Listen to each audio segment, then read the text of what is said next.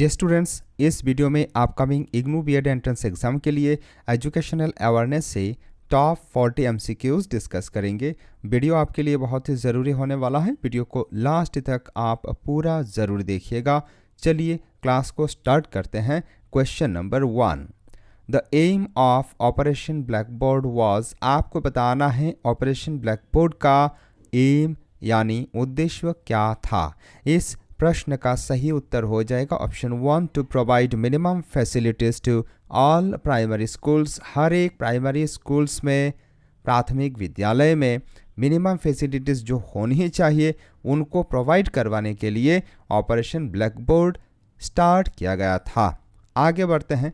Question number 2, the national programme for education of girls at elementary education focuses on, आपको बताना है the national programme for education of girls at elementary education किस चीज़ पर focus करता है। इस प्रश्न का सही जवाब हो जाएगा option 1, break gender stereotypes and to make sure girls get a good education at the elementary level, यानी महिलाओं के प्रति जो भारतवर्ष में जेंडर स्टीरियोटाइप्स होती है, यानी कि महिलाएं, बालिकाएं ज़्यादा शानदार तरीके से नहीं पढ़ सकती है, उनका जो पढ़ाई करने का चांस है, मौका है, वो कम दिया जाता था पहले से। तो उस चीज़ को दरकिनार करके हर एक लड़का लड़की सबको एजुकेशन प्रॉपर मिले, इसी चीज़ को मद्देनज़र रखते हुए यह प्रोग्राम स्टार्ट किया गया था, यानी कि इस प्रोग्राम का प्रमुख उद्देश्य यही था।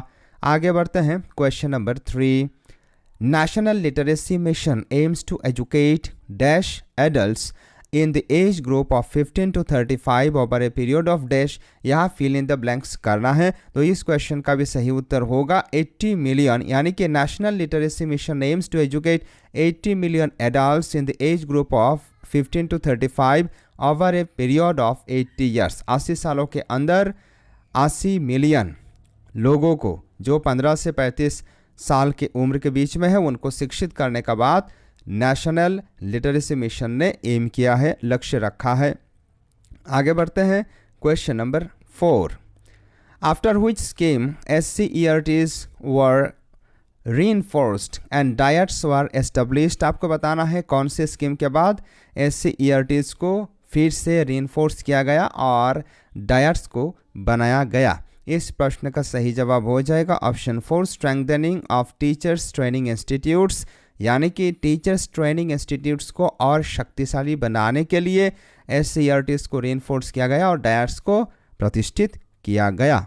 आगे बढ़ते हैं। क्वेश्चन नंबर 5, वीडियो अच्छा लगने से वीडियो को लाइक कीजिएगा और दूसरों को भी ज़रूर शेयर कीजिएगा। आपका मन में कोई क्वेरीज हैं, कोई संदेह है तो आप हमें कमेंट सेक्शन में पूछ सकते हैं।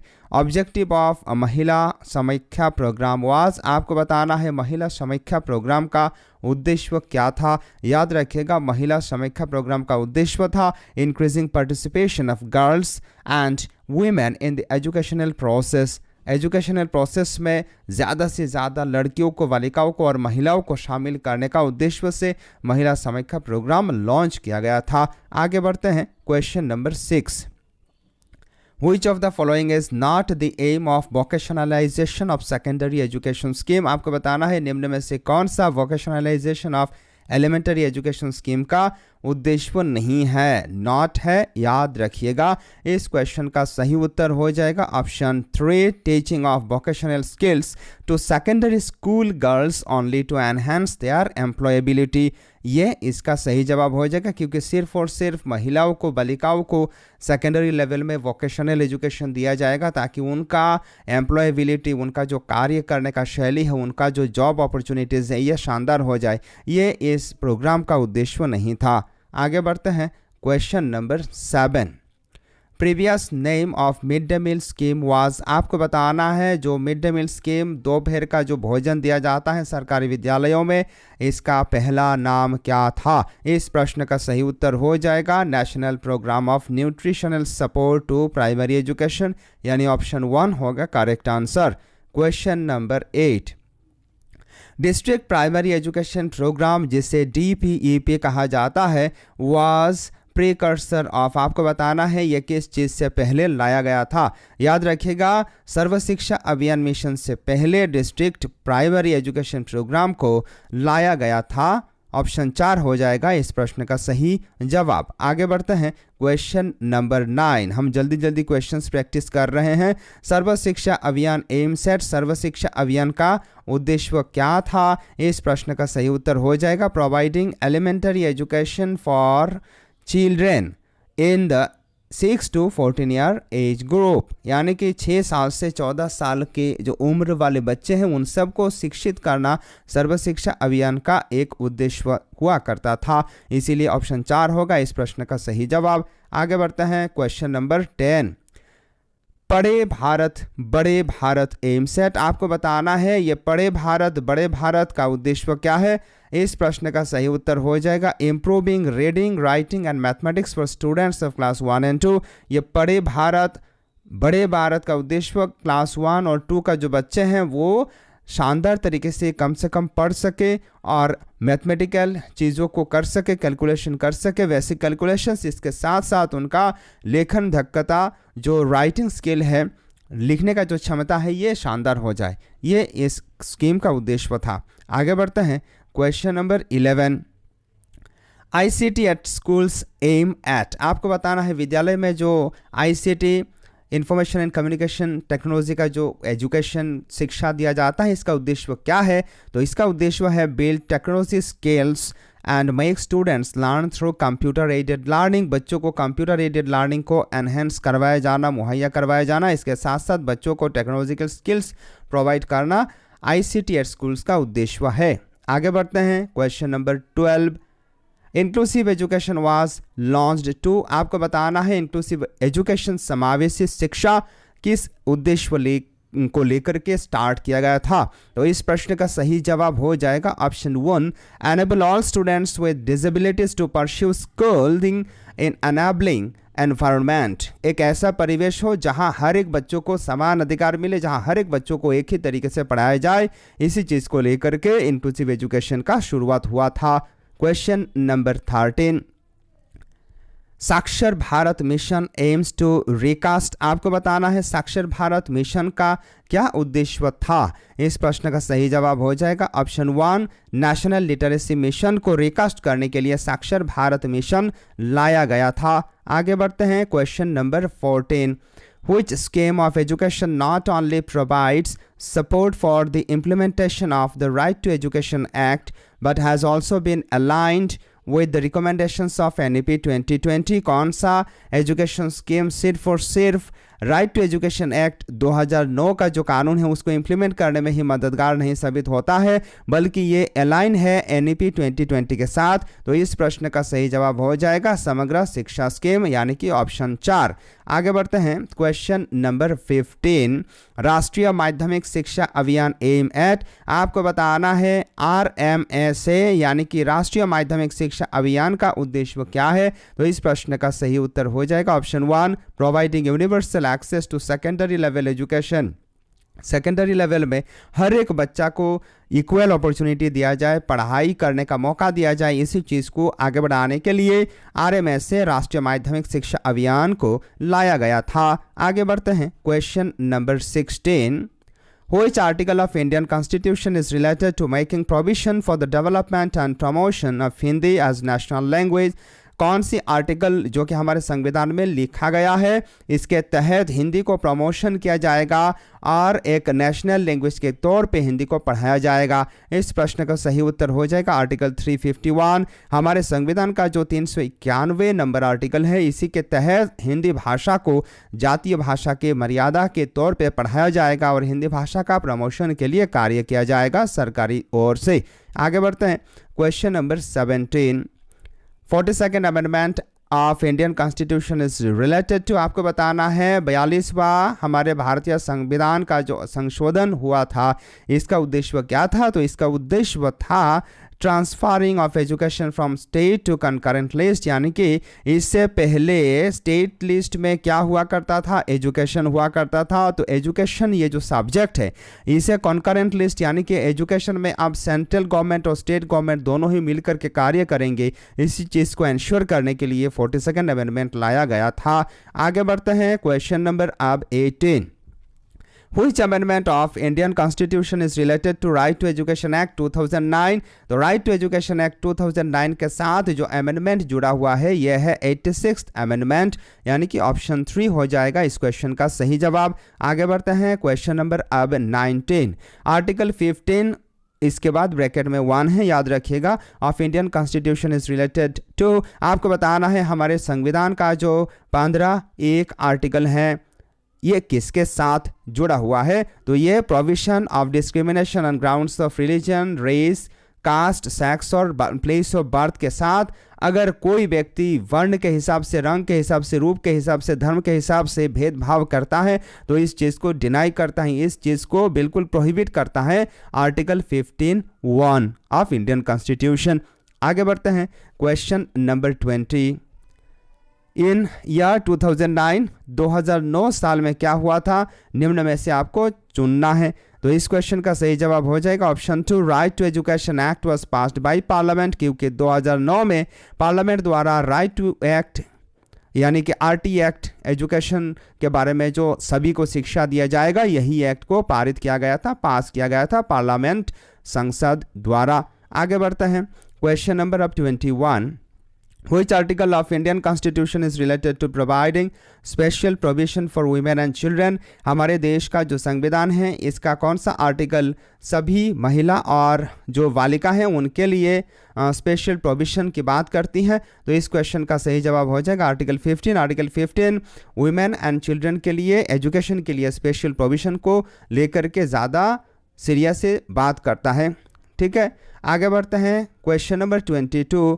Article 45 of Indian constitution is related to, आपको बताना है हमारे देश का जो 45 आर्टिकल है ये किसके साथ जुड़ा हुआ है। तो हमारे देश का जो 45वां आर्टिकल है ये provision of early childhood care and education for the children below the age of 6 years, 6 साल से कम उम्र वाले जो बच्चे हैं उनका शिक्षा के साथ जुड़ा हुआ आर्टिकल 45 है। आगे बढ़ते हैं question number 23। Article 29 of Indian constitution is related to, article 29 article किसके साथ जुड़ा हुआ है। तो हमारे संविधान का जो आर्टिकल 29 है यह not denying admission into any educational institute on grounds only of religion, race, caste, language, धर्म, वर्ण, गोत्र, भाषा के हिसाब से यदि कोई बच्चा को कोई भी एक एजुकेशनल इंस्टीट्यूट में एडमिशन नहीं दिया जाता है तो उस चीज़ को ना किया जाए, इसीलिए सबको समान अधिकार दे, इसके बारे में आर्टिकल 29 है। आगे बढ़ते हैं question number 24। Article 350A of Indian constitution is related to, article 350A हमारे संविधान का किसके साथ जुड़ा हुआ है। तो हमारे संविधान का 350A article providing facilities for instruction in the mother tongue eight primary stage, primary stage में सभी बच्चों को मातृभाषा में शिक्षा देने का बात आर्टिकल 350 करता है। ऑप्शन 3 होगा इस प्रश्न का सही उत्तर। आगे बढ़ते हैं question number 25। Which article of Indian Constitution consists of freedom to attend religious instruction? कौन सा संविधान का अनुच्छेद हमारे देश में सभी को ये अधिकार देता है कि हर कोई अपना जो धर्म के हिसाब से जो इंस्ट्रक्शन से उनको लेने का अधिकार रखता है। तो इस प्रश्न का सही उत्तर हो जाएगा आर्टिकल 28, यानी कि हमारे संविधान का जो 28वां आर्टिकल है ये आर्टिकल के अनुसार हम अपना धार्मिक इंस्ट्रक्शंस को प्राप्त कर सकते हैं, धार्मिक इंस्ट्रक्शंस को प्राप्त करने का हक अधिकार है। आगे बढ़ते हैं question number 26। Which committee recommended socially useful productive work, SUPW इसे संक्षेप में कहा जाता है, in schools to promote Gandhian values, Gandhian values को प्रमोट करने के लिए SUPW socially useful productive work को कौन सा कमेटी ने रिकमेंड किया था विद्यालय के लिए। तो इस क्वेश्चन का सही उत्तर होगा ऑप्शन बी, ईश्वर भाई पटेल कमेटी ने SUPW को रिकमेंड किया था स्कूल में। आगे बढ़ते हैं क्वेश्चन नंबर अब 27। Which committee recommended that education should develop in students in the national feeling and sense belonging, मतलब हम एक ही देश का है, एक देश का नागरिक है, इसके साथ साथ हमारे देश का कोई अगर घटनाक्रम होता है तो वो हम इस देश का नागरिक है, ये हमें भी आहत पहुँचे, ऐसा जो सोच है, फेलो फीलिंग जो सोच है, वो कौन सा कमेटी ने रिकमेंड किया था? तो इस प्रश्न का सही उत्तर हो जाएगा ऑप्शन 4, डॉक्टर संपूर्णानंद कमेटी ने इसे रिकमेंड किया था। आगे बढ़ते हैं क्वेश्चन नंबर अब 28, which committee recommended compulsory sex education after middle school? Middle school के बाद कंपलसरी यौन शिक्षा दिया जाए, यह बात किस कमेटी का द्वारा रिकमेंड किया गया था? तो इस प्रश्न का सही उत्तर है ऑप्शन 3, श्रीमती हंस मेहता कमेटी। आगे बढ़ते हैं क्वेश्चन नंबर अब 29, which committee suggested ways and means to reduce academic burden on school students? कौन सा कमेटी ने ये रिड्यूस किया था, ये सजेस्ट किया था कि कोई भी ऐसा प्रेशर हम स्कूली बच्चों को ना दे ताकि वो बच्चे बोझ ना समझे पढ़ाई को? तो इस प्रश्न का सही उत्तर हो जाएगा प्रोफेसर यशपाल कमेटी ने यह रिकमेंड किया था कि कोई भी तरीके से विद्यालय के जो आने वाले शिक्षार्थी हैं उनको बोझ ना दिया जाए, प्रेशर ना दिया जाए। आगे बढ़ते हैं question number 30, which committee recommended that Sanskrit should be taught as a compulsory subject till middle classes? कौन सा कमेटी ने रिकमेंड किया था कि संस्कृत भाषा को मिडिल क्लासेस तक एक मैंडेटरी क्लास के तौर पे, मैंडेटरी कंपलसरी सब्जेक्ट के तौर पे पढ़ाया जाना चाहिए? तो इसे आचार्य नरेंद्र देव कमेटी ने सजेस्ट किया था। ऑप्शन 1 हो जाएगा सही जवाब। आगे बढ़ते हैं question number 31, Which committee recommended age relaxation for women in teaching profession? कौन सा कमेटी ने महिलाओं को टीचिंग प्रोफेशन में आने के लिए एज रिलैक्सेशन का बात किया था? तो इस प्रश्न का सही उत्तर हो जाएगा ऑप्शन 2, श्रीमती दुर्गाबाई देशमुख कमेटी। आगे बढ़ते हैं question number 32, Which committee recommended teaching of moral and spiritual values in educational institutions? कौन सा कमेटी ने जो शैक्षिक प्रतिष्ठान है इन पर स्पिरिचुअल वैल्यूज़, नैतिकता और नैतिकता के आधार पर जो आध्यात्मिकता है इनको पढ़ाया जाना चाहिए, इसका रिकमेंडेशन दिया था? तो ये श्री प्रकाश कमेटी ने दिया था। ऑप्शन 3 हो जाएगा इसका सही जवाब। आगे बढ़ते हैं क्वेश्चन नंबर अब 33, बेसिक एजुकेशन इज, आपको बताना है बेसिक एजुकेशन क्या है? इस प्रश्न का सही उत्तर हो जाएगा ऑप्शन 4, क्योंकि student based, activity based, experiment based, ये तीनों ही सही है। ओके आगे बढ़ते हैं question number 34, who is known as the father of child psychology? आपको बताना है किसे चाइल्ड साइकोलॉजी, शिशु मनोविज्ञान का जनक के रूप में जाना जाता है? इस प्रश्न का सही उत्तर हो जाएगा जा पियाजे को फादर ऑफ चाइल्ड साइकोलॉजी कहा जाता है। Question number 35, Socratic method is based on, आपको बताना है सोक्रेटिस मैथड किस पर आधारित है? याद रखिएगा सोक्रेटिक मैथड डायलॉग पर आधारित है। ऑप्शन 3 हो जाएगा इस क्वेश्चन का सही उत्तर। Question number 36, the full form of POSCO, POCSO act आपने सुना होगा, तो इस पोस्को का फुल फॉर्म क्या होता है? याद रखिएगा पोस्को का फुल फॉर्म होता है protection of children from sexual offences. Option 2 होगा इस प्रश्न का सही उत्तर।